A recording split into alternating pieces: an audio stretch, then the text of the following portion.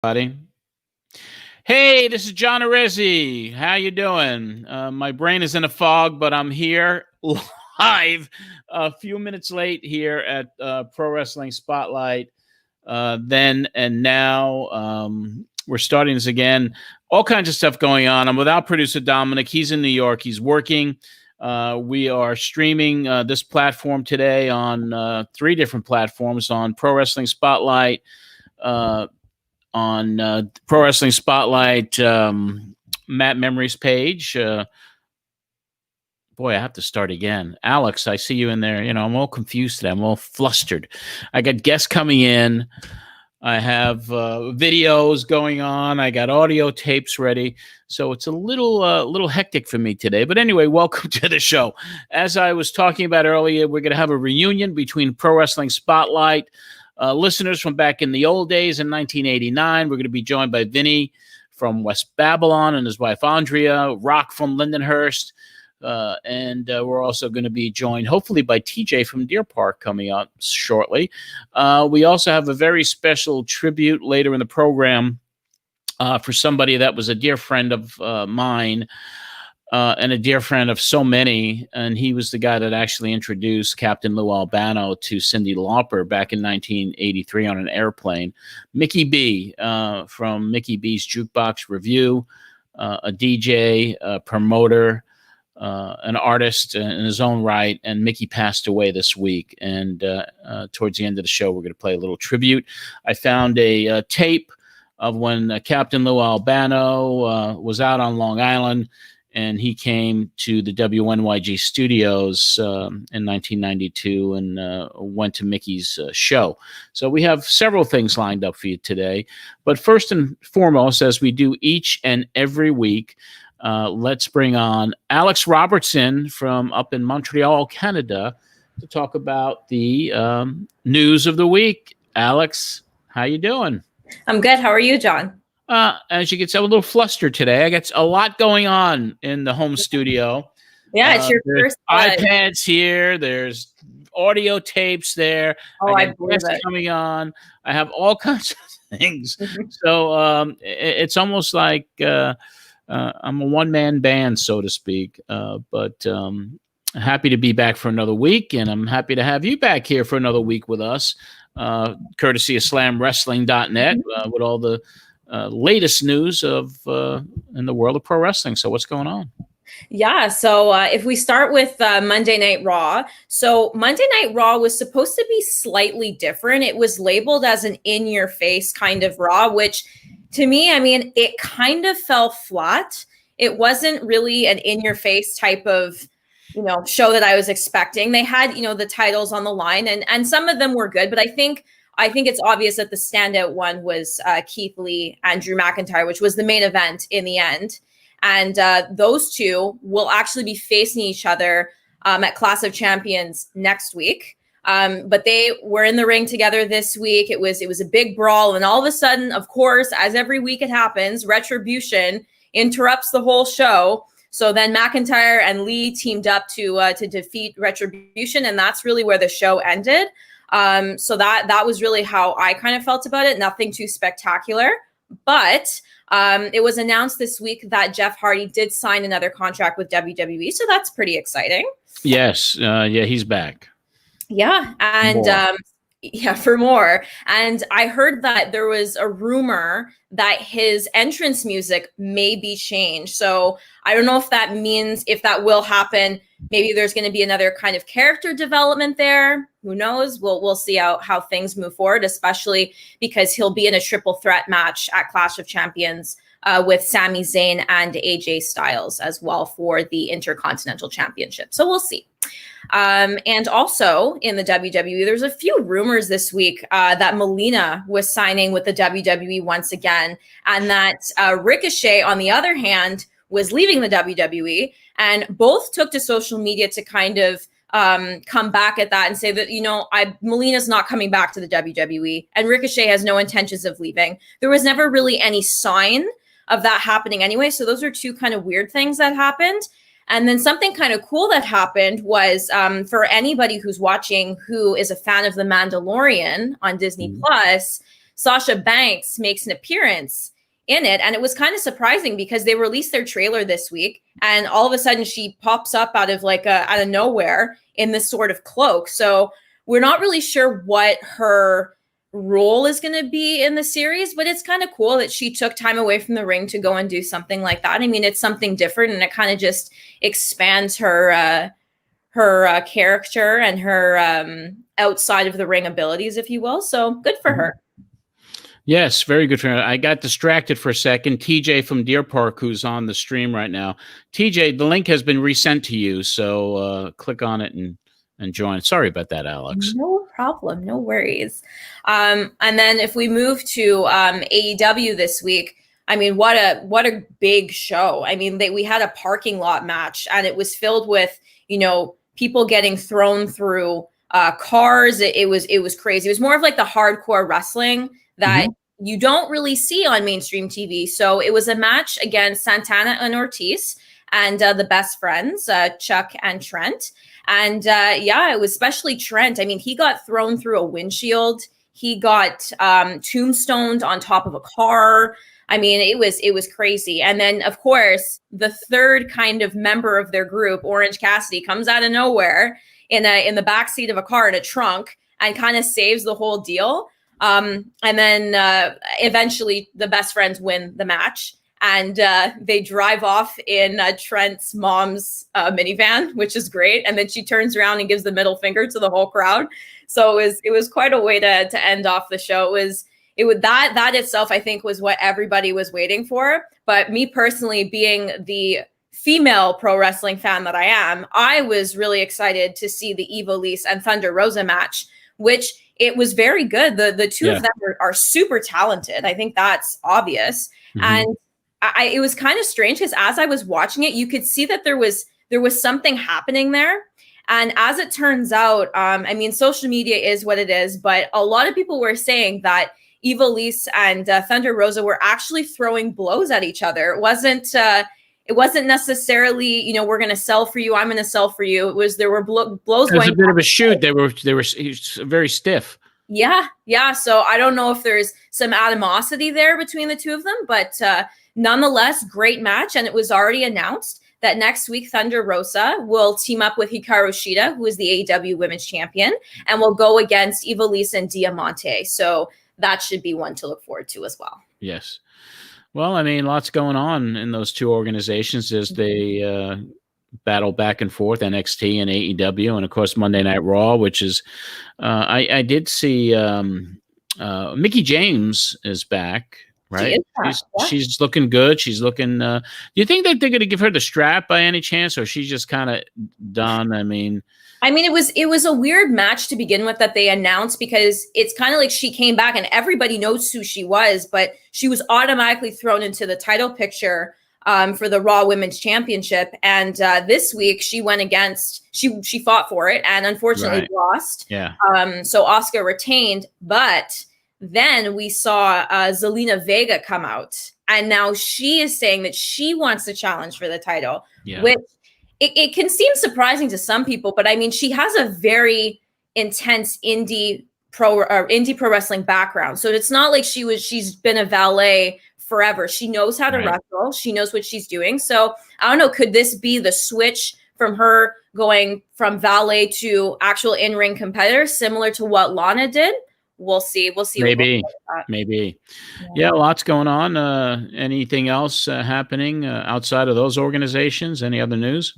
So in Impact, they're gearing up for their next pay-per-view, which is actually in Nashville, Bound for Glory. It's going to happen on October 24th.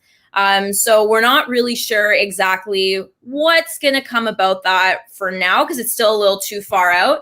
But I mean, if you're not watching Impact, you probably should, because they've got some great talent. I mean, Deonna Purrazzo just signed with them not that long ago. And just it's an incredible organization. So if you have the chance, watch it. I haven't watched it in a long time. I have to be honest with everybody. I haven't really watched Impact in a very long time. It's a great Maybe it's time to check it out again. Yeah, it's not that long. I don't even know what platform it's on. Where is it being aired? Is it what I channel? watched it on Fight TV in Canada. Oh, so it's on Fight. Okay, yeah, so I'm assuming it's on Fight TV in the States now, or Access TV as well. It's also there. Got it. I'll definitely look to check that out. Definitely. But yeah, I mean, it's been another week of wrestling action. I don't know what's going to take place this week, but I know you're on top of all the stories all the time. Any final thoughts or anything else happening? I mean, I'm looking forward to see what happens this week with the WWE, especially because normally the week before their pay-per-view is really when they amp things up. They really try to finalize, the storylines, and hopefully maybe at Clash of Champions, we'll start to see who these members of Retribution really are, because although there's speculations, I mean, like, I would like to know who's really a part of this group and why they're doing it, Yeah, I am too. One final note on TV, Paul E with Roman Reigns.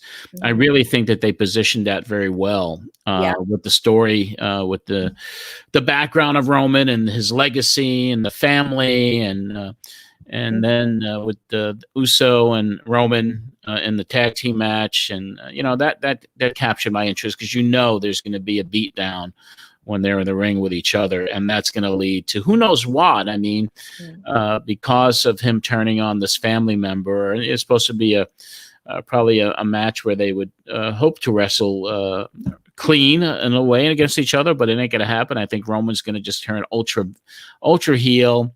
Yeah. You see the sinister look in his face, and I wonder if they're going to bring in any of the other family members to take sides on this thing. That's going to be real interesting to watch. And Paul E, I'm happy to see him back with somebody. I am too. I think he may take on a different role, though, because I know Roman Reigns can do promos. He can cut promos and he can really talk on the mic, whereas Brock Lesnar, not so much. So we'll see. Maybe his character will kind of evolve too in some sort of way. Yeah, they play off each other pretty well. And I know Paul E loves to talk, obviously, and Roman can cut his own promos, but we'll see what happens. Exactly. All right. Well, I appreciate your time today, as I do each and every week here. You're developing quite the following, and there's clamoring for the Alex T-shirt. So we'll see what we can do on that. So, all right. Well, you guys enjoy your week, and I'm sure we'll be back with you next Saturday to talk more wrestling with you. You as well. Have a great week, John. All right. Thank you. Alex Robinson from Montreal. As you can see, I'm in this in my office here in Nashville, and look at those posters in back of me. If you see all those classic posters, I made a deal with a gentleman in Virginia, and he has a huge archive of stuff. And on our John Arezzi's Vintage Wrestling Auctions page on Facebook, we have some really cool stuff up there. But this gentleman, Terry Kent is his name, and he says, well, listen, I got all this stuff, and I'd like to work out a deal with you where you can perhaps make it available to the fans. And I'm going to show you some of it later on. So very, very cool stuff there. I am watching on my right monitor. We are live on YouTube. So we have a YouTube channel, which is John Arezzi's Matt Memories on YouTube. So this is now streaming live on YouTube. We also have the John Arezzi's Matt Memories at Facebook on our public page. It's being streamed live there, and also on the Pro Wrestling Spotlight Then and Now podcast and radio show public page. So 3 different ways to watch this broadcast live from now on. And I also want to make a big announcement for the YouTube channel. If you haven't signed up for it, if you haven't subscribed to it, now's the time to do so. Because I'm having a premiere tonight on it. As soon as this broadcast is over, for everybody out there watching, go over to the YouTube channel because you're then going to be able to see as a premiere the official 1991 Weekend of Champions video with Ric Flair, Superstar Billy Graham, Lou Thesz, Buddy Rogers, Bruno, on and on and on. There's footage of the entire convention and a Q&A session. And this is the official video. It's a video that my family shot because I didn't have a full camera crew there, but it's really cool stuff. And you get to see these legends signing autographs, interacting with the fans. There's footage of the convention room and the dealer tables and It's premiering tonight, right after this broadcast is over. So go to the YouTube channel, watch the show on YouTube or watch it on Facebook. But a lot of people are saying YouTube is the place to go. I mean, YouTube is really a place where this could be out to the masses. So beginning tonight, this show is being streamed live on YouTube and will be every single Saturday. And we're archiving the old shows there, and also up on the YouTube channel. We have some, you have my match against Dusty Rhodes, me and Savannah Sousa against Dusty Rhodes in that handicap match. There's also some other vintage clips. So anyway, I mean, a lot of stuff going on. But right now, I mean, this for me is really special. You know, we may not have a superstar guest like Sean Waltman or Mick Foley or Conan, but my show, Pro Wrestling Spotlight, in 1989 was built on fan interaction. And we have great memories, first and foremost. But in those early days, we had callers that would call in, and they became part of the show themselves. And right now, I'm going to bring on 3 of them. And these guys, I know TJ and Vinny probably haven't seen each other in 30 years. And, of course, Rock from Lindenhurst, him and his cohort Jim caused great distress back in the day, calling up from the payphone in Lindenhurst. So I'm going to bring these 3 gentlemen on. Vinny from West Babylon, TJ from Deer Park, Rock from Lindenhurst. Gentlemen, here we are. How are you guys doing? Okay. Hey, Vinny. Doing great. I got my shirt on here, guys. Oh, cool. You got the doing good. First convention and Hey, John. Yo, what's up? Bushwhackers.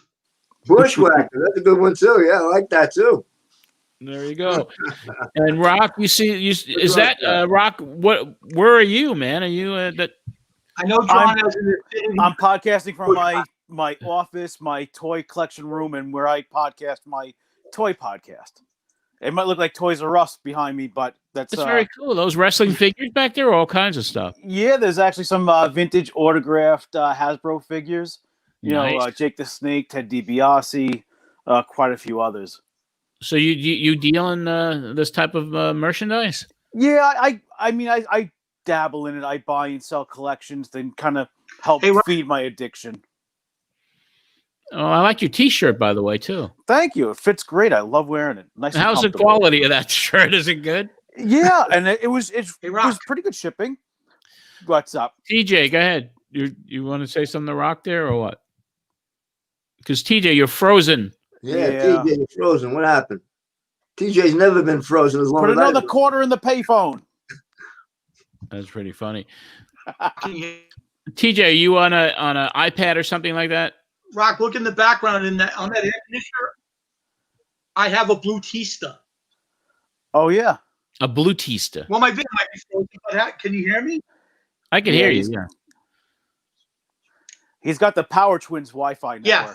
Oh yeah. You're hanging out with the twins tonight, TJ. Uh-oh. Got David and Larry behind him. He does. They're jiggling the cords. Yeah, I have a blue Tista. Very, very How cool. many people have that? Can you guys hear me, or am I out? Or am I up? Oh, there you go. Oh, okay. I see it now. Very nice. Nice. But I'm going to start off. I'm going to start this off with Vinny. Vinny, I mean, you were probably you and TJ and Rock. I mean, on the NYG, you basically were one of the first I mean, almost every week callers to the show. You guys keep going another connection. Yeah, well, yeah. Just do what you can, TJ. I mean, we're here. I mean, we'll know when you're crystal clear.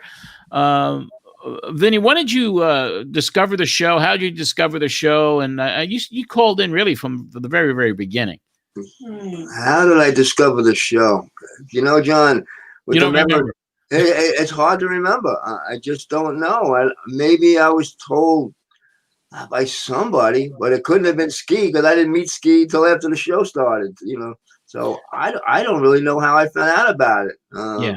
Was me. Maybe one of the newsletters, or you could have been one of the newsletters too. No, I don't think I started with the newsletters till after the show. So I wish I could answer that question. I just don't remember how I Were you a WNYG listener? Were you listening to the oldies back then? 1440 AM. Not really. No, you could barely reach it, even though I lived in West Babylon and Lindenhurst in that area. Yeah, the signal was always challenging for us, for sure. Across the street. Right. Yeah. I was right down. You lived across the street. You were off of 109. I was off 109 in Sunrise. Yeah. But I don't know how in the world I found out about the show. I wish I could remember. And Rock was. Did you find out about it through Jim, or how did you guys know? Absolutely, through Jim. We used to sit in his garage on some folding chairs, and we used to listen to a little AM radio. And then sometimes I think we had batteries in it. We would go and take a walk to the marina, and that's when we would call you from the payphone and unfortunately terrorize you and terrorize everybody else in the neighborhood. But definitely Jim was the reason why I listened to the show. I don't know if he found out through the newspaper, because I remember reading the Slammer, the guy with the mask on. I think it was in the Post or the Daily News. He was a Daily News columnist for every week. Yeah, but Jim was the one who found out. And, the only thing I regret was when I moved from Lindenhurst in March of 1990. So I moved to Farmingville, which was another 20 miles away. So I couldn't hear the show anymore. So that's why I'm absolutely loving being in the Patreon right now, because I get to hear the full episodes, all the commercials, and I get to catch up on all those missed shows. Hey, John, let me ask you, was the Slammer around before the show started, before your show started the show? The Slammer was around before I started the show. That's very possible. That's very possible. Maybe that's because I used to read the Slammer. Mm-hmm. Absolutely. Yeah, because he would post the results in the paper of the local Madison Square Garden or Nassau Coliseum shows, and sometimes you'd see those later on TV, like a week or two afterwards. So that's why I remember reading that. I think it was on Thursday, his column. Now it's going. Yeah, it could have been Thursday or Friday. Right. That's possible. If he mentioned the show, then that's a good possibility. That's where I saw it. Yeah. TJ has dropped off, so if he comes back on with a better connection, we'll certainly bring him back in the stream, because he was one of those regular callers that we used to love listening to each and every week, and we got some clips to play here too. But let me ask you a question, Rock. I mean, your relationship with Jim. You said you guys listened in the garage, and you guys were wise asses, though, weren't you? Back in the day. We were 13-year-old kids. We were punks. Yeah. I mean, come on. I mean, who wasn't bad at 13 years old? We were little rebels. Yeah. And I know there was a situation which really became one of the most historic moments of Pro Wrestling Spotlight, when Jim was on the phone and Paul Lee was a guest. And all of a sudden, Paul Lee, asked Jim that he was wising off and put your mother on the phone. Paulie said to him, he says, "My mother won't let me listen to this crap. I'm calling from the payphone," and that led to one of the most historic moments of the show. I see TJ trying to come back, but what we got, Rock? I'm going to play this clip, and this was after that situation happened, and after Jim's mom, who was actually Bruce Jacobs' mom, who was the producer, right? Of the show.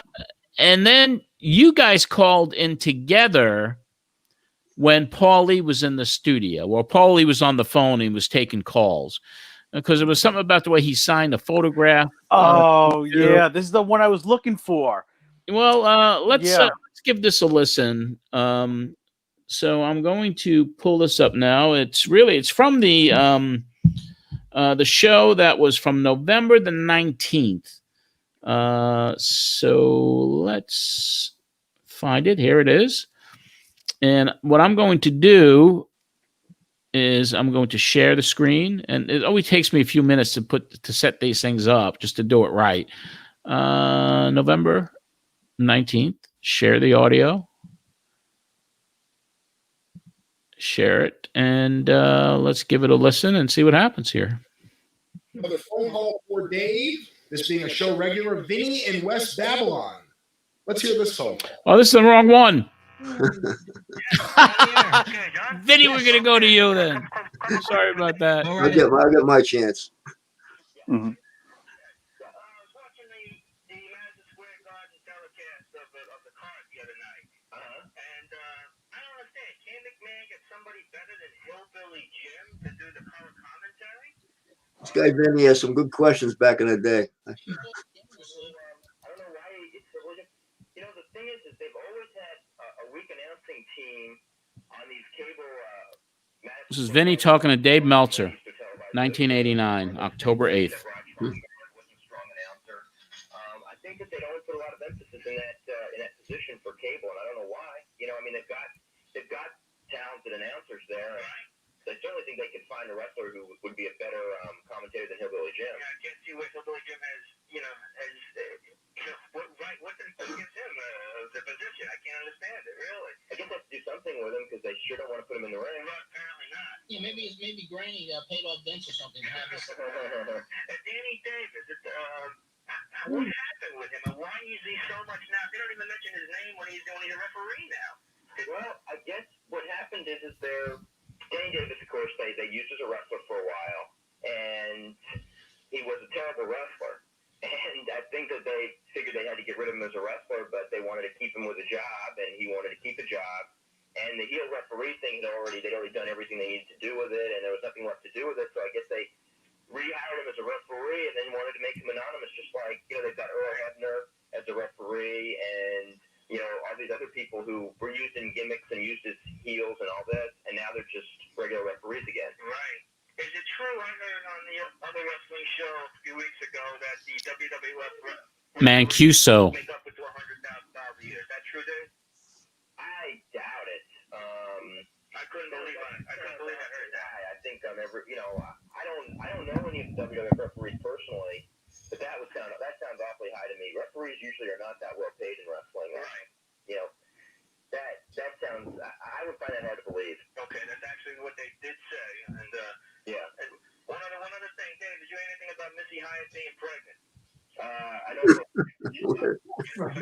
No, she's not pregnant at all. Okay, that's another thing that was mentioned. Mancuso. The so-called other wrestling program here in the New York area. Yeah. Well, I'm sure we'll tell Missy about that this week and see what she says. I don't know where I heard that. Right after the call, you also mentioned what a shame it would be to lose that figure. If she was- That was a good memory there, right? Let's see if we bring TJ back. TJ, are you with us? Right here, brother. All right. Technology. Who invented this? Technology. I mean, come on, man. Yeah, you go. You look great, and I got the shirt on for you. yes, thank you for that. I did have a lot of problems picking which one to wear, though. I went to see Chris Jericho in a signing. I got a big Boss Man shirt. He said to me, I love the shirt, but you're the only person in the United States that has that shirt. Mhm. TJ, you were one of the favorite callers of the show back in the day, and you were a college kid. You were, leaving for college. You'd come back from your vacations. You'd call in, and what do you remember most about those days listening to the show in the beginning? It's weird because, you would sit there, listen on a phone. Listen to the show, pick up a phone, try to get through. You didn't know what the topic was. You would interrupt whatever people were talking about. And I'll make a confession to everybody here, including today. I've been doing this stuff for 30 years, and I used to get nervous every time I call, and I'm still nervous. You are really? Yes. I get tense before I do these things, even then. But then I start talking, and as you can see, I just run away like a railroad. But it was a lot of fun. Vinny, I miss you a lot. I miss you too, man. I'm so glad that we run into each other after 30 years. There's certain people I remember. You guys used to hang out. You used to go to each other's house or something to watch some of the papers. Yeah, we had a lot. from the show. We're still looking for Jim from Hop Hog. If you're out there, we're looking for you, brother. Yeah, I was friends with him for a few years after the show. It was funny, John, you had Sean Waltman on a couple of weeks ago. I didn't get to call in during that, but I remember when we met him, we went to one of your events at Scores, and the guy was playing video games. He was just like a normal guy, having a good time. And just He wasn't much older. I mean, he was younger than me. He might have been in your age bracket too. By the way, John, 30 years ago, did you ever think sitting on the bus that you would look at me, big, slim, trim Tom Brown, and go, wow, one day this guy's going to be heavier than I am? Maybe it's the beer. It is the beer. It's not a body by creek. This is a body by IPA. Well, listen, I mean, weight fluctuates. It goes up and down. And, as you get older, it gradually increases. For me, it's a different story. I've been a battle with it all my life, but I'm not a 388 pounder like I was in 19. John, you did great. We're so happy to have you back doing this type of stuff, because I remember when you disappeared from wrestling, and then like one day all of a sudden on the Wade Color podcast or something, like, we're going to interview John Arezzi. I'm like, what in the hell? Yeah. And that was one of the greatest days of my young life. Yeah, just when you thought you were out, they pull you back in. And for me, it was 23 years to pull me back in. And I was telling Vinny before the broadcast that I'm in it full time again. And I never thought that would happen ever in my life. But I got tired of the music business in Nashville. I'm here in Nashville, but it was, the generational thing and the kids who are not, I'm not into the artists like I was years ago. And because of the pandemic, I lost a couple of clients with my media buying service. And, so I'm like, well, here I am. So now I'm doing this. I'm doing the podcast every week, which people seem to love. And people love listening to those old shows. And I got the book finished. I shared the cover with Vinny off air. But the cover is done. The book is done. Everything's turned in. It's coming out April the 6th, and it's called Matt Memories. And I think people are going to love it, man. But let me mention one thing to Rock. Rock, I didn't really know you well back then. I guess we probably crossed paths. I don't know if you did some bus trips, but obviously we were calling at the same time. And lots of respect, man, because I listened to the calls and you were the same ilk as I was. So me and Jim were just two 13-year-old kids calling from a payphone and listening on a radio. I didn't go on any of the bus trips. You and Jim, did you guys go to the bus trips or did you not? I didn't go to any of them, but like I said, unfortunately, I moved out of the Lindenhurst area March of 1990. So I think Jim might have went to some of them. I'm not really sure. I mean, I know he did go to one of the wrestling shows in the West Islip High School that John promoted on one of the shows, but I moved out of the area, so this is all new to me now. Unfortunately, John, I miss so much. John, you know what I dread? That starting around 91, 92, I moved to New York City, and that was it with me in the show. So I hear myself every week. I have a great time. That was a great part of my life, but I'm going to disappear. And I'm going to listen to 3 years of podcasts without me on it. I'm like, God, I don't know how that. I have no idea how we're going to be able to handle that. Because you were such a mainstay, and then you did get up and disappear, and then we always wondered what happened. Yes, you did. Yeah. Every 10 years that I get, people lose a lot of money. Yeah. at least Vinny stayed with us to the end. All right. What I'm going to do now is I am going to attempt to play that interview. That call again, Rock, you and Jim made to Paulie. So I'm going to share the screen again, and I'm going to pull this thing up, and we're going to try to get this thing going. Let's see what we got here. I think this is it. That's when you started the laundry. Well, yeah, we're definitely going to go over that stuff, but here it is. I think we got it. Let's listen to it. We now get another repeat caller. The last time this guy called in was one of the most famous incidents in pro wrestling spotlight history, at least up to this point. Jim from Lindenhurst. Let's go to this call. He also has a friend with him. You're already. Hello. Jim from Lindenhurst is on here, Paul. This the guy who called for the payphone? Yes. Yep. Where's your mom? Lower your radio. Lower the radio on the payphone, Jim. We did. Thank you. How's your mom? Pretty good. She still doesn't let you call, huh? No. Does she still watch LA Law? What? Turn off your radio, idiot. Oh, Rocco. Yeah, you call me Jewish. I mean, and you don't want to talk. You need to call David. I mean, you keep on talking about Jim Cornette with how you busted him open. But I think it's because your phone's loaded with pennies. They kind of got a little scared. Short and sweet. I don't think they hung up, and I think I had actually cut the call off there. Good I had idea, I had John. to do that with you guys. I had to do that with you guys more often than not. I'd have to cut. We were bad kids. I said it. We were bad kids. You know what's funny is the one thing I always regret is I don't know why when I used to call, sometimes I said Rocco from Lindenhurst, sometimes I said Rock from Lindenhurst. I think I was afraid that you guys were going to find my parents and tell them that we were calling from the payphone. I was looking. My parents would have been so pissed. They're going to be mad now. I'm 44, almost 45. When they watch this on YouTube, they're going to be like, you guys walked all the way to the payphone? And I'm gonna there's a story here that we're gonna definitely tell too. I mean, about Vinny and one of our promotions that we did, a personal appearance where it changed his life, so to speak. Yeah. Before we talk about that, TJ, I'm gonna finish up the clips with you. Because one of the biggest shows in 1989, a show that was adored and loved and beloved by everybody, was the Great American Bash. And I had WNYG was about a mile from where I lived, so I was watching the pay-per-view and calling into the station. And then I ran back to the studio to start taking some calls, and you were one of the calls from that Great American Bash. And the reason I want to play this too is this was kind of a farewell for you because you were heading out. But bear with me for a second because I think everyone's going to enjoy this from July the 23rd in 1989. So let me set this up, and we'll get it going here. September, and we're going to share audio. And we're going to do this. And here we go. Go to the other side. Let's listen to this. Oh, TJ from Deer Park on line number 1.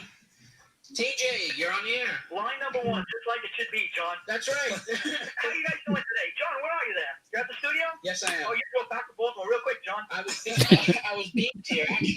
How you doing? What'd you think of the car, John? I thought it was fantastic. You know, I thought it started a little bit slow the first couple of matches, but that tag team match with the varsity club and that kicked it off. That was one of the better matches I've ever seen. That definitely kicked off the show, and it just went uphill from there. The action was nonstop.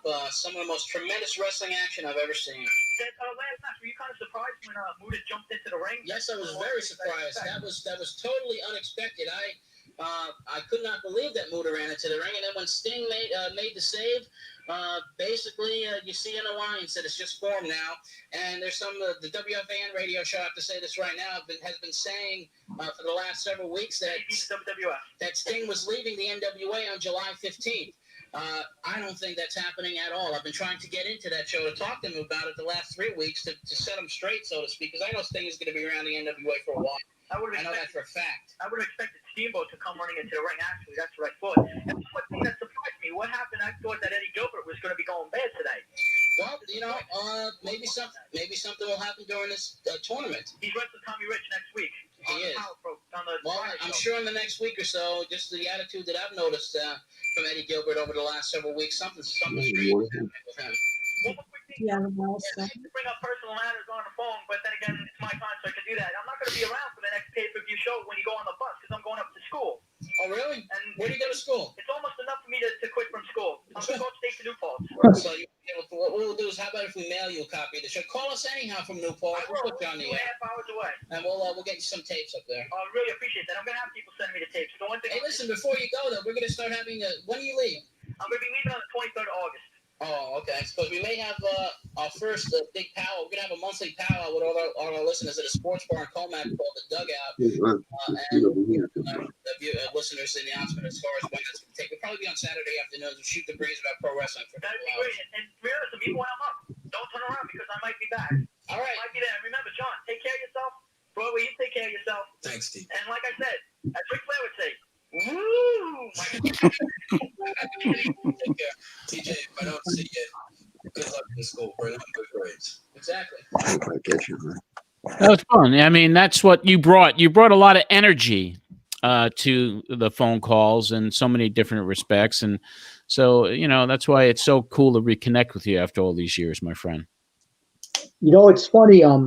listen to, and I was just running a million miles an hour, but we have a chance for your show to hear ourselves 30 years ago. It brings us back to that time. How many people can listen to themselves 30 years ago? Yeah.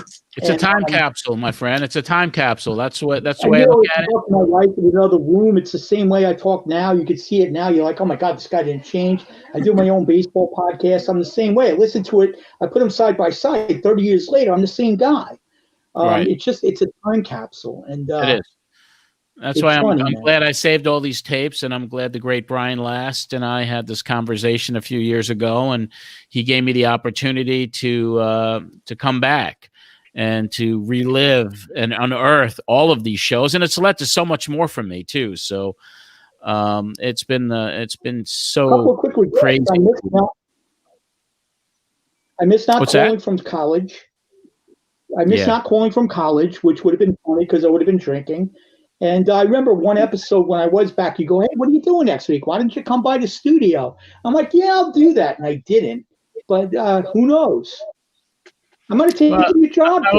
I'd love to have a reunion someday on the island, after everything is back to We're doing normal it. next year, and maybe do a reunion with some of our listeners and some of our friends, and all get together and have a few beers and hang out. But one of the most romantic, probably the most romantic, or maybe the only romantic story that we had in the history of Pro Wrestling Spotlight, I believe it took place, Vinny, what was it, 1990? Probably my wife Andrea will know better than I would. When was that? Well, I mean, let's bring her in. Let's bring her in because, not intentionally playing Cupid, but at one of the Pro Wrestling Spotlight events, and if I'm not mistaken, I believe it was with Woman and John Tolis. Is that No. the one, or was it before that? It was a It Cactus wasn't Jack. Andrea. Towards the end of 1990. I went to High Fives with my son. He was listening to your show. He was about 12 or 13 at the time.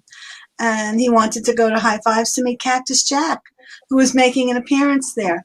And I saw Vinny there, Ski, etc. We didn't speak to each other. I'll give you one guess who was the first one to speak to her. Ski. Ski. And let's for those of you out there who are not in this circle of who we are, but who are out there, and there's so many comments coming in, and I want to thank everybody for being here tonight to see all of this. Ski was a listener that was a little challenged, right? A little challenged. Yeah. He had issues, and Ski unfortunately is no longer with us. But he would be the type of guy that would just get in your face innocently, ask questions and ask questions and ask questions. Harmless. Yeah. And he started coming to our events and our promotions, and this was at High Fives, I believe, in Syosset, Long Island, and we had Cactus there, and then Vinny was there, and then Andre, you there with your son, and then Ski made the introduction, or how did that all happen? Well, Ski, I saw Ski talking to her over there. I said, "Who the heck is this?" She was the only woman in the whole place. She was the only We woman. didn't have a big woman audience, And right. And he came back over, and I said to her, "Hey, Ski, who's that woman over there you're talking to?" I said, so he told me who she was. Saying her name is Andrew. She's here with her son. I said, "Really?" I said, "Let me go over there and introduce myself." I mean, I was a big shot single guy. I thought who he was, So I went over there and said, "Hey, I'm Vinny from the West Babylon. As you may have heard me on the show, you may know me from the show." And that's how it all started. And I think before she left, I think, if I'm correct, I said to her, "You can always find me at the Misty Harbor on any Friday night. I'm there for the buffet every Friday night." I said, Misty Harbor and Lindenhurst. Right. Every Friday night I was there. And then one day, who came walking through the door? Andrea. On Friday night. On a Friday night. Oh, let me go say and hello. Yeah, like you said, John, my life changed. That was it. My single life was over. Vinny, the single guy, was finished. Finished, and he started a new life. 30 years later, you guys are still together. That's how it married. happened. 26 years. And she went on a bus trip. 26 years married, which is cool. Yeah. And I missed out on TJ and Jim, I think, having wrestling matches in the back of the bus. Wasn't that you guys, TJ? Yeah. We had some in my front yard. Yeah, you guys One were time we having were in the back of the bus. I'm sitting there with my arm around Andrea, missing out on a good time. You know what's funny, Vinny? If I was there at that party, you might not have been able to get to talk to her because I would have been like manipulating you and keeping you over with us. You would have So to, without me being you would have there, to pretty you quick. could walk around. This is great. Let me ask all of you. I mean, what is your fondest memory of those days? I mean, Vinny, of course, you know, you met your wife there. I mean, but How about the fondest memory on a bus trip? How about a bus well, trip? anything that we did, whether it's conventions or radio shows or personal appearances or whatever. What do you remember? What is your fondest memory outside of getting married now? Let's say One of the things of I the show. And I'm going to ask all three of distinctly you guys remember, that. I still remember the one thing when we stopped at that bus stop on the way on the bus, that food stop, Food court or somewhere, food right? court along the highway there with the bus. We all got off the bus, and we stood on line to get hamburgers or whatever we were. And who's there but the Road Warriors? And I still remember. In the Burger King. Animal. I still remember. I can see it to this day.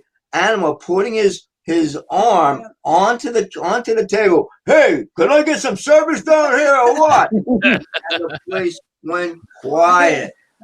I was in shock. I was standing on line there. I could not believe it. That's one of my memories that I do remember so well. Seems like it only happened yesterday. Rock, what about you? I mean, was it just those phone calls in? Oh, 100%. It's just me and Jim sitting at the payphone, and Jim either, you know, sticking the knife in Sonny Blaze's back, calling him a jobber. Who came up with the spineless cockroach award? Because some people have referenced that in the comments here today. Yes, that was Jim. That was when we had our Bad News Brown love affair phase, where we were infatuated. He was our favorite new heel. With Bad News Brown. And then I called you the beer belly sharecropper. Yeah, Yes, you did. we were.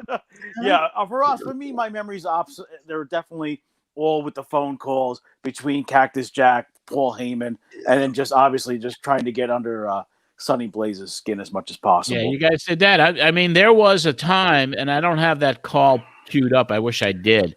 But you guys did get under his skin. There was a time where you guys, I mean, it was like he was going to go find you. I remember that one because Brian Last was talking about that we really got him going. You did. You could tell. You did. I know you asked for us to come up with some questions. That was my one thing I was wondering was, did you ever get to a point where you wanted to tell him privately, hey, Sonny, I don't think that wrestling might be it for you. Like you don't have the, not that I'm a body guy. I look like Bialo the Giant, Right. but I mean, you know, because Vince wants a certain body type, a certain kind of, you know, it factor. Was there ever a time when you thought you might want to tell Sonny, hey, look, you're never really going to be more than a preliminary guy? It wasn't up to me to burst somebody's dream, for one, and he had that dream, and he was in the ring against some of the superstars. But as far as him having the charisma or the body type or the work rate as a worker to excel in the company, that was not in the cards for him. But you know, you don't ever want to burst anybody's bubble, and I was really sensitive to that back then, as I am even today. I mean, you don't want to even tell, like in the country music business and meeting with so many young singers, you don't ever want to tell them like give it up. I mean, right. So you try to handle stuff like that. But as time progressed with Sonny, I mean, he just we kind of just, you know, faded away from each other. And but yeah, I mean, that wouldn't have been my place. But you know, there was a time there that he thought that things were going to take off for him, and they didn't. But yeah, that's why I think me and Jim used to have fun ribbing him, is because we used to see those preliminary matches on Superstars. So that's why I think Jim enjoyed getting under his skin, and I love listening to those. Oh yeah, those are still classics, and they're still out there in full unedited fashion on Patreon, patreon.com/Arezzi. Hey, John. Podcasts. Yes, hey, John, I know you asked us all our memories. Can you share this? I see one of the questions up on. Oh yeah, I want to get ask your question, and then I'm going to go to TJ to ask him to finalize that. Yeah, well, when you got arrested, I know somebody's on here asking, were any of us there? TJ, SummerSlammer. When you got arrested? Was I, John? I don't remember. Was I there when you got arrested? You I don't might think I have was. It was been. cool. I mean, here's a story with that, and I'm going to get to TJ. But for the very first convention, the Lianos, who were the partners, bought 100 tickets to SummerSlam, and we didn't fill 2 buses up. Because it was the day after the convention was really over. So we took a bus. I don't know if you were on the bus or not, Vinny. I don't know. I don't remember. I mean, that was just kind of a blur for me because here I am. I get off a bus in Philadelphia to Spectrum, and we had sold 1 bus filled, and I have a handful of tickets, and I get outside the bus, and like an idiot, I scalped, and you can't even sell tickets on the side of the on the premises of the arena anyway. Vinny, And the first person, were you with her? there? I don't that? remember being there. I don't think That's probably why you weren't there at John's. Well, yeah. I mean, I get arrested. I get arrested from an undercover cop. First guy I sell tickets to, and I get locked up and I get put in jail. I got arrested too, John, for the same thing. Barry Manilow. But the thing is, the funniest part of this, the funniest part of the whole story, was that obviously I couldn't watch the show. Number one. Number two, I had to spend the night in jail because I couldn't see the judge till the morning. Wow.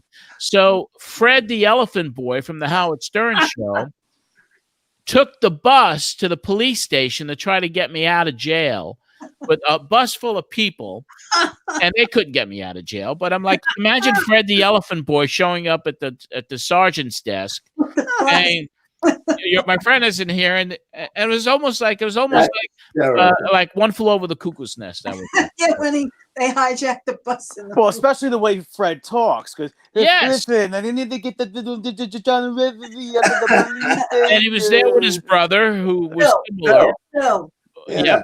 So I mean, that was crazy, and then of course it leads to the very first show ever on WBABAM, which became GBB. So we got that to look forward to in the next month or so on the podcast. Can't wait.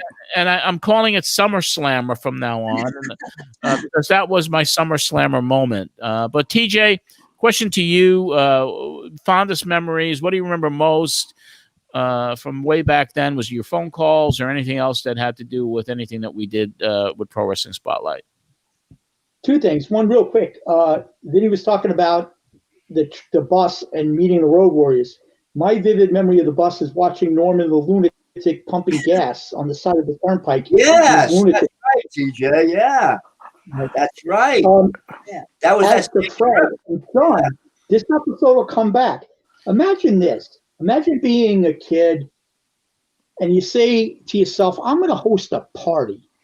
And you talk to the guy at the wrestling show and say, hey, John, give out my number. Anyone who wants to come over and watch a pay-per-view, let's all come to my house.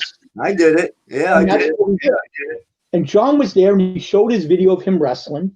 And I remember Fred the Elephant Boy, who I didn't know. I had forgotten he was even there. TJ, that wasn't my dude. Cactus Jack and Elephant Boy. Yep. Well, Elephant Boy, I didn't know him. So when he called, he sounded to me like an old man. And I remember telling somebody, my girlfriend at the time, whatever, I'm like, some old man's coming over to the party. So Fred the Elephant Boy was in my house. I didn't even know it until Jim told me like 10 years later. He goes, hey, you remember Fred the Elephant Boy was at your house? Well, yeah, I hosted a party for some listeners. It was probably he was at my house. Yeah. I'm getting a fly down. I had to tell him, pull up your fly. Yeah, we had a good time. And so I remember that, just innocent times, man, before like real life got in the way. But yeah. What a good time. Real life gets in the way, doesn't it? Talking about those parties at the house. Do you remember when Cactus Jack, he came over? It was in my house in West Babylon. He was with Colette. Do you remember this? And they left to go get something. They got to look at an apartment, and they couldn't find their way back. Do you remember that? And they weren't back for hours. They never came back. They did after hours. Yeah, hours later. They actually wound up getting a place in West Babylon on 5th Street. Very dear friends of my family, the Lucasios, and they rented the apartment. They had an apartment, and that's where Colette and Mick lived. And I never forget when Mick went to meet Bessie was her name. She owned the house. Vivian, our friend's mom, and Cactus shows up in a suit and tie. with his hair pulled back in a ponytail, and he was so reserved and so nice. And she rented him the apartment, and he stayed there for 2 or 3 years, I think. And I think that's where he even, that was the house where he eventually married Colette, and that's where Dewey was even running around as a baby, and Noel, because they used to hang out with us. We had parties, backyard barbecues, where he'd come over with Colette and the 2 kids, and they'd play with my nieces and nephews, and it was really cool back in the day. That was some cool stuff. Real quick, Sean, I do want to add one more thing, because we were talking about Sonny Blaze and making fun of him. Believe it or not, I wouldn't call myself starstruck, but I really was like, wow, this guy wrestles. Even you to an extent, I was like, wow, John's like, he wrestled. He's a radio guy. Like, as obnoxious as I am and confident as I am, I did get a little bit like, wow. So Sonny Blaze to me kind of like was kind of cool. But watching it back now, I'm like, Spineless cockroach. Spineless cockroach. I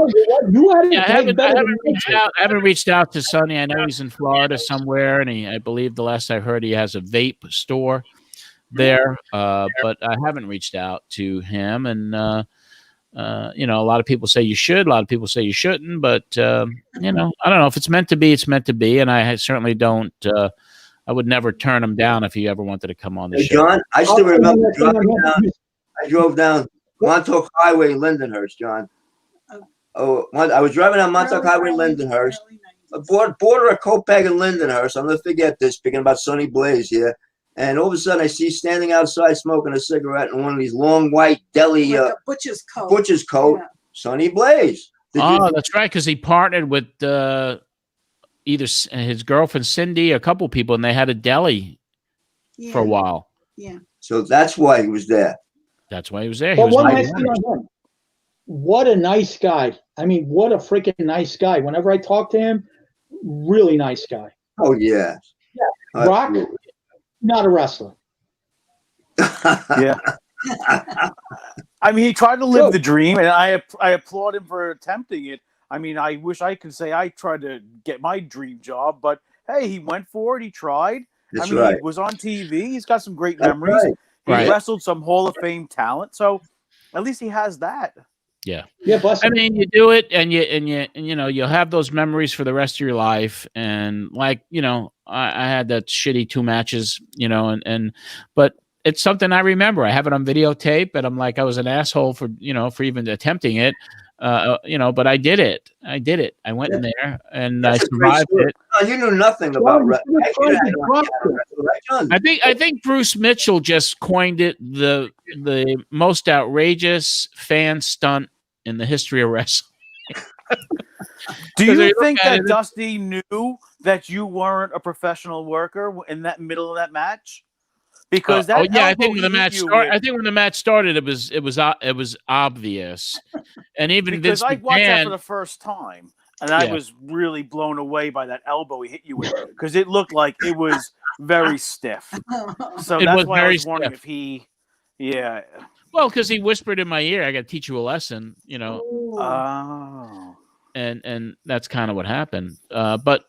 And I was an idiot because I could have hurt somebody or got really hurt myself, and I might have been concussed. I don't know, because I don't even remember the bus trip home, wherever I was going back to Boston or Phil. I don't even know I don't remember it, because he hit me 3 or 4 times with that elbow, and then in the back he certainly apologized, but not in a way, but it was my fault. And even McMahon, Vince McMahon, when he saw me and he went to George Napolitano, he goes, "I didn't know Arezzi was a worker." And George said, "I didn't know either," because I really didn't tell very many people that I did that. I think I just lost my my sense of sanity and wanted to do it. I did it, and it is what it is. So it's crazy. And we've seen the tapes. And the tapes, got the tapes, but I mean, this has been great, and I want to give you. I know you guys. I want to get plugs from both of you, Rock and TJ, because you do podcasts, and Rock, you have a business, obviously. So why don't we start with Rock and let everybody know, if you're into collectibles or into dolls, figures, Action figures. How dare you call them dolls? I'm sorry, action figures. So go ahead and let us know, what you do, and let's get a plug out there for you. I do a podcast. It's the same way like this. We do it. It's on iTunes. Everywhere you can find a podcast. It's also, we stream it live through StreamYard on YouTube. It's called Open Up Your Toys. We cover basically the 4 greatest franchises of the 80s: Star Wars, G.I. Joe, Masters of the Universe, and Transformers. We talk about all the current news, and we talk a little bit about pop culture. It's every other Sunday. We do 2 episodes a month. We're up to episode 200 and something. It's been going on for a while, and it's basically a lot of fun talk about guys talking about toys. Very cool. TJ, what about you, my friend? You're freezing up on us again at the Rock, end. I ran away while you were talking. Just I wanted to show you that. Oh, is that an Abdullah the Butcher figure? Cool. See that? Oh, yeah, Figures Toy Company. Is that the autographed Yeah. one, the bloody variant, or regular? Very nice. That's worth a pretty penny. And of course, you have Vinny has got his LJN collection. Wow. Hey, Vinny, did yeah. you get that at L&S Comics? Oh, I used to take my son there. To L&S. I used to take my son there to the 2 guys, the owners. Yeah, buy him a lot of the wrestling, the smaller figures. Hasbro's. These belong to my son. He's got a whole cartons full of them. So when he was moving out, we cleaned out his stuff, and I said, "Can I have a few of these?" And he goes, "Which ones can I have?" And he gave me about 1, 2, 3, 5 of them. So we have 5. The Vince McMahon. I got the Macho Man. Oh, I got that's right. Elizabeth. Yeah, that's all much. Yeah, and Elizabeth. That's Yeah. pretty cool. I think I still owe a lot of people on a bus trip. I promised them all headless Vince McMahon dolls at one time, but I never delivered. It's actually a pretty valuable figure right now, that Vince McMahon figure. Yeah. It's over $100. It's over $100, that right there. This one? Yeah. In good condition, 145. Right. Yeah. Well, He used to- all beat up He used though. to bang the heck out of these Yeah, they're all planes. beat up. He used to have pretend battle royal. And I'm surprised at the value of all of the collectibles. And I think wrestling merchandise, vintage wrestling merchandise is on the upswing. I think there are people in my generation who want to relive those old days. And of course, even the figures. I mean, the figures of the LJNs and those Hasbros, I mean, the value of those are just incredible. But yeah, I mean, it's a good industry to be in. I think collectibles are very, very cool to be in. I'm going to wrap it up with you guys. I have some other things to do. I mean, this has been a great Hey, John, I didn't get my plug in. reunion. What's that? Get your plug in, my friend. Go I ahead. didn't get my plug in. Go do it. Do it. Do it. Box Seat Suck podcast. It's basically Yankee Bleacher Creatures, baseball related, but also we talk about whatever the hell I want to in my own inimitable style. Look for it on your podcast networks. And you have a story. Let's just wrap it up with this. It was something about you and the bleachers. I mean, there's a backstory there. Did you go to is there a number of games you went to, or wasn't there something In with the you? 90s, about 60 games a year, 600 games in the 90s. If you ever went to a Yankee game and saw a dum-dum dancing on a bench or running up and down the stairs doing the Rocky dance, it was this guy. It was you. Yep. And what I talk about, people go, how did you go to that many games? John, you know from going to baseball games, it's like going to a bar with your friends with a baseball game going on in the background. Yep. So if you want to hear stories about guys drinking beer and girls drinking beer and everyone having fun and a family like this, but during baseball, check out Box Seat Suck, your favorite podcast. Awesome. Besides this one and Rocks. Thank you. Well, it's been a pleasure to have you guys here with us, and we certainly look forward to another reunion in person when I get back up to Long Island soon. At the chicken place. Yeah. So how many seats does Chicken Tonight have inside? Can we social distance and eat in there, or what? There's no tables. in Chicken Tonight. Takeout, strictly takeout. Takeout. Parking But, lot you know, party. we'll grab all of our stuff and we'll go hang out somewhere. Grab a couple of 6-packs and we'll go to Chicken Tonight to pick up our food and go somewhere to just eat it and drink some beer. I love Set chicken. some folding chairs in the payphone. Mm-hmm. Yeah, we gotta hurry. It's getting cold out. We'll figure it out. All right, gentlemen. It's great to see you all.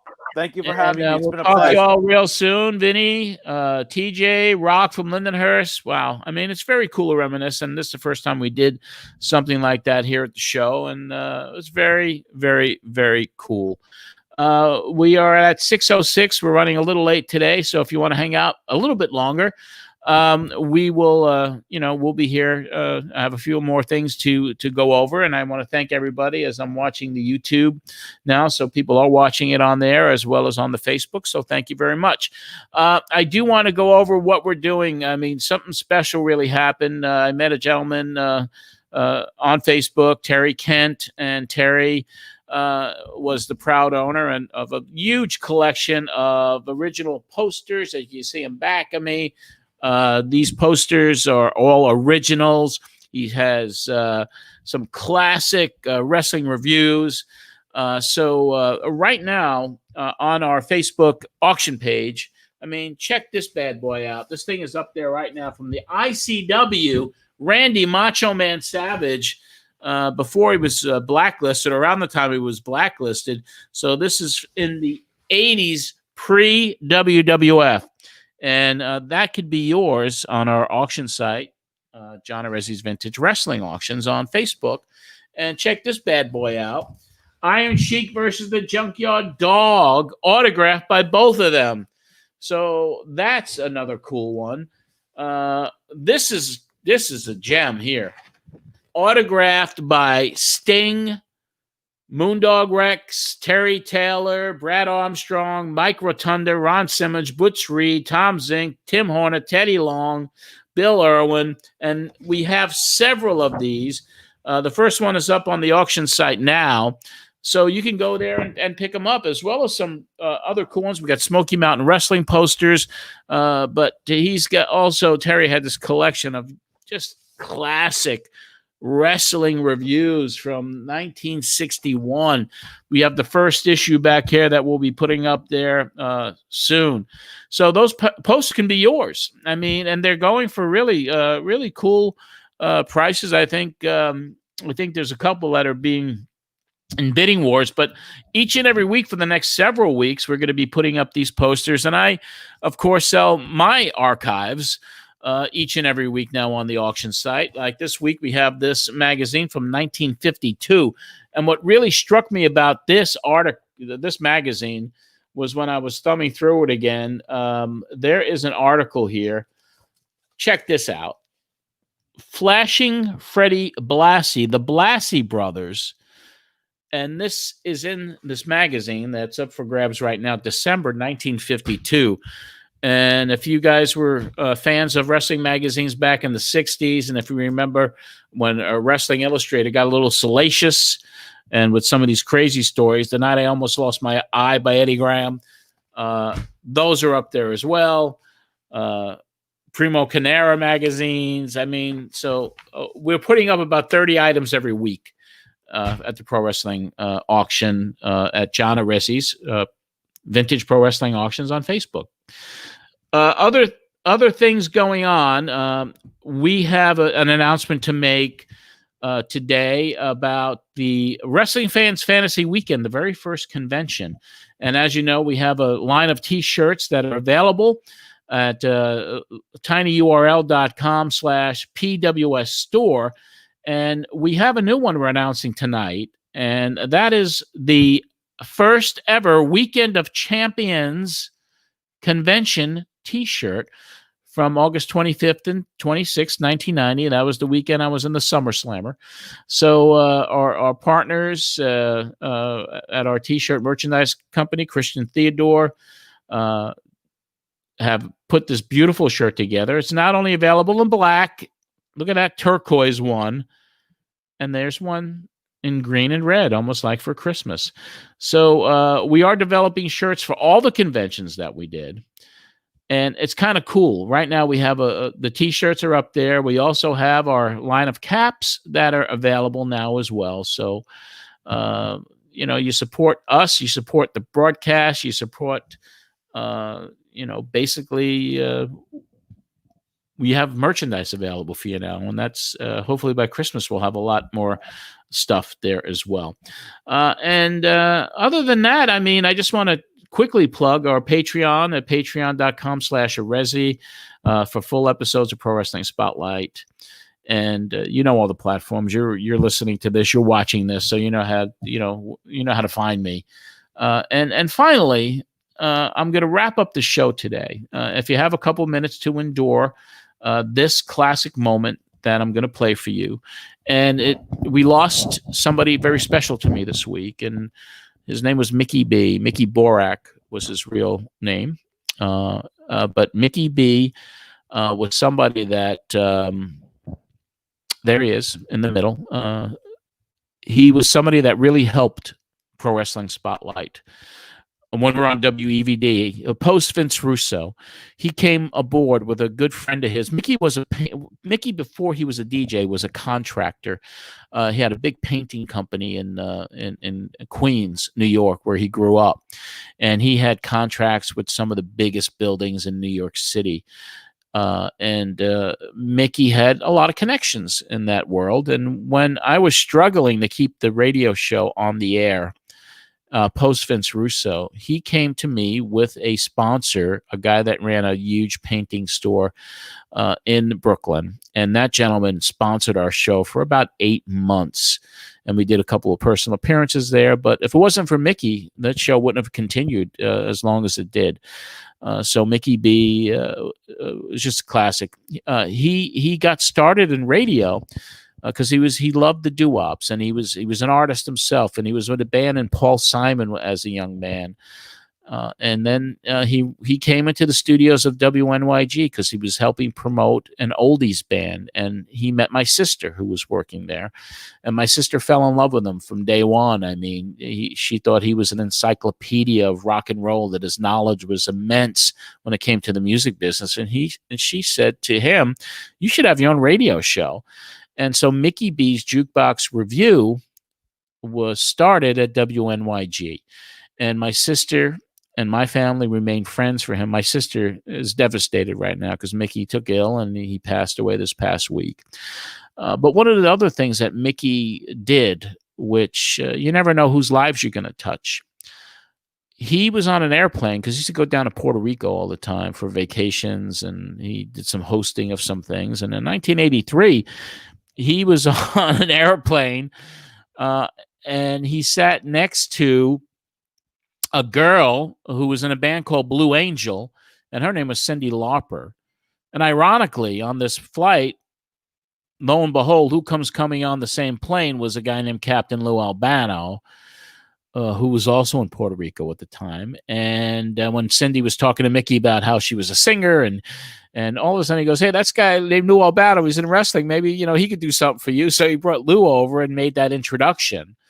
And that is kind of the first rock and wrestling connection.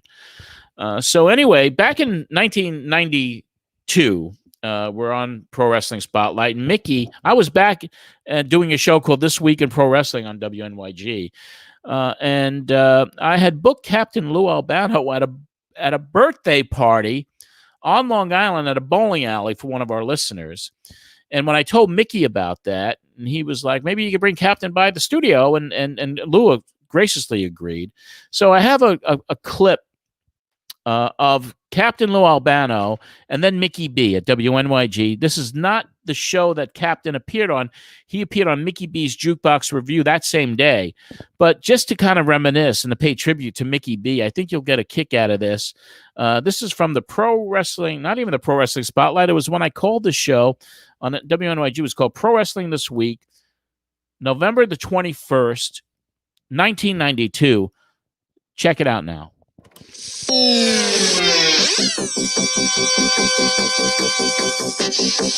Wanna talk wrestling? Join us at 661-1440. And now, here's John Arezzi.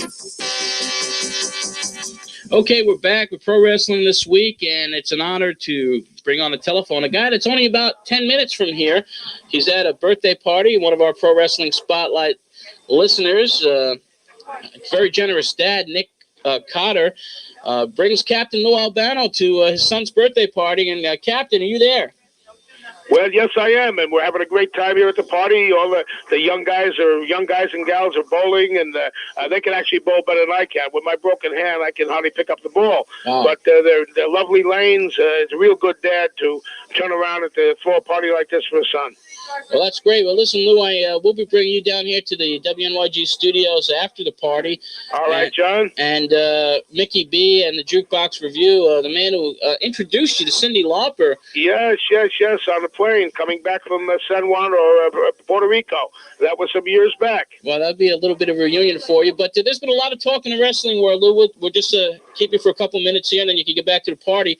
Okay, about Captain Lou Albano returning to pro wrestling, and as far as some meetings that might have taken place with the WWF, can you clear up what's been going on with you in that situation? Yes, I've talked to the WWF, and as of now, I've reached no agreement. We're going back and forth, and I don't want to come back on a full-time basis, John. If I came back, it would have to be on a part-time basis, and there'd be interest in probably handling a Bob Backlund, or there was talk about me handling the Nasty Boys, who would now be the Nice Boys. I would be interested. I started with the WWF, and I've been with McMahon's father for 30-something years, and I think with my Mario cartoon character out there, it'd be a good image for the WWF that they could use some good hype. So it's up to them to make the right kind of a deal, and if it's made, then we'll go from there. That sounds great. Now, of course, your acting career just continues to take off by leaps and bounds. I understand there could be a Wise Guy sequel in the works. They're talking about a Wise Guys sequel. We've got several other movies in the wind. Wise Guys 1 did very well, especially in home video. It really shut up, and we did Body Slam, Complex World. I was in Stay Tuned. And my Super Mario show that's on the Family Channel is doing very well. It's all over the place. We've got about 75 or 80 shows in, and that comes on Sunday mornings at 8:30 and every day at 4:30 on the Family Channel all over the nation. So Captain Lou plays Mario with the beard shaved and a big fake mustache. It's doing very well, John. Well, that's great. Well, listen, we'll let you get back to the party, and we'll come down there and bring you back to the studios to talk to Mickey B later on. Well, listen, have a good time, and we'll see you in a little bit. All right, John. You're a great guy, and it's always a pleasure talking to you. Thank you, Lou. Okay, Captain Lou Albano. And I've known the captain for some time. Tom, do you want to interject something here? Yes, Frankie the Fixer. Frankie the Fixer. No, thank you, Mr. Roccavano. It's a great movie. Yes, it was. I forgot all about that movie. Yeah, he was instrumental in that. And, of course, they're talking about the sequel right now. And, do you remember the scene where he's eating lobster Yes. in the movie, and there's like a pile of it was great. pile of lobster shells? He was great. He certainly fit the role very well. And, Absolutely. The captain is a natural. Is a born entertainer, and so I want to remind all the wrestling fans out there that Captain Lou will be coming back here to WNYG. And Mickey, is that the last time you saw Lou Albano was on that No, plane? Captain Lou I saw at the Radio City Music Hall show. He loves rock and roll and doo-wop, so Yeah. we're gonna have a great time. We're gonna go back to the 50s and 60s, the old-time wrestlers. John Ariz, you're gonna be here with me, with the captain, talk about Cyndi Lauper on the plane, and girls want to have fun, and the whole thing of WrestleMania. I mean, this was the whole beginning, John. Yeah.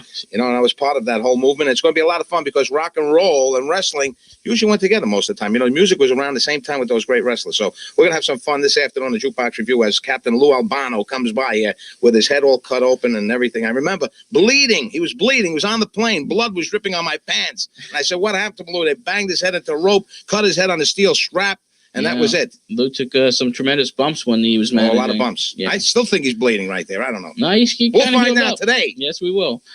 Captain, a great guy, and he'll be here on the Mickey B Jukebox Review later on. So keep the dial where it is today and listen to some great doo-wop music with Mickey B, and you'll be able to even possibly talk to the captain himself. That was so cool to hear. I mean, Mickey B and Captain, and I wish I had a copy of the tape of Mickey B's Jukebox Review that day when Captain was in the studio with him. But this is the picture from that day, and that was such a long time ago, November the 21st, 1992. Wow. Gonna miss you, Mickey. Gonna miss you. I am going to wrap it up, but I do want to announce that if you go to the YouTube channel right after the show, it'll be up now because it was posted at 6. You'll be able to see the 1991 Weekend of Champions video. That is the first time it's ever been uploaded. So now it's at John Arezzi's Matt Memories on YouTube. And we have so much more to talk to you about, and we're going to do that next week. We're going to bring on some other guests like we try to do each and every week. But I mean, just sitting here and talking to you and reminiscing is I would rather be doing nothing else but doing what I'm doing right now. And as I close this show today, as I talked about Mickey B, I'm going to share one last thing for you. And as I say goodbye, this was the original Mickey B's Jukebox Review Open for his weekly television show back in the day. So if you bear with me 1 second here, I'm going to pull this up, and then I'm going to say goodbye to you as you listen and see Mickey B and his Jukebox Review Open. We'll talk to you next week, everybody.